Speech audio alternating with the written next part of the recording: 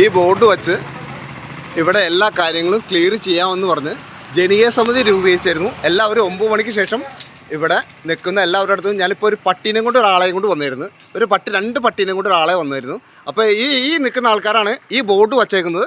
ഈ നിൽക്കുന്ന ആൾക്കാർ മൊത്തം ഇപ്പോൾ ഞാൻ ഒരു കാര്യം ചോദിച്ചു കഴിഞ്ഞ നേരത്തെ അവരുടെ റിപ്ലൈ എങ്ങനെയാണെന്ന് നമുക്കൊന്ന് നോക്കാം.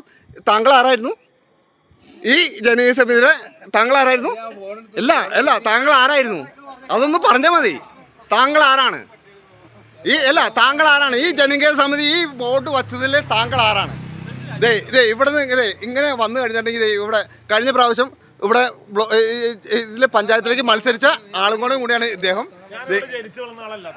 ജനിച്ചു വളർന്ന ആളല്ലെങ്കിലും അദ്ദേഹം ഇവിടെ നിൽക്കാൻ താല്പര്യം പ്രകടിപ്പിച്ച ഒരാളായിരുന്നു. അങ്ങനെ ഉള്ള ആൾക്കാർ ഇങ്ങനെ എല്ലാവരും ഇത്രയും പേര് ഇവിടെ നിൽക്കുന്നുണ്ട്. ഇതിലെല്ലാവർക്കും പ്രസിഡന്റ് രാജിവെച്ചേ പറ്റുള്ളൂ. ഇതിനൊന്നും മറുപടി പറയാൻ ഇവർ താല്പര്യപ്പെടുന്നില്ല. ആയത് കാരണം ബാക്കി നമുക്ക് നാളെ ഫേസ്ബുക്കിൽ കാണാം.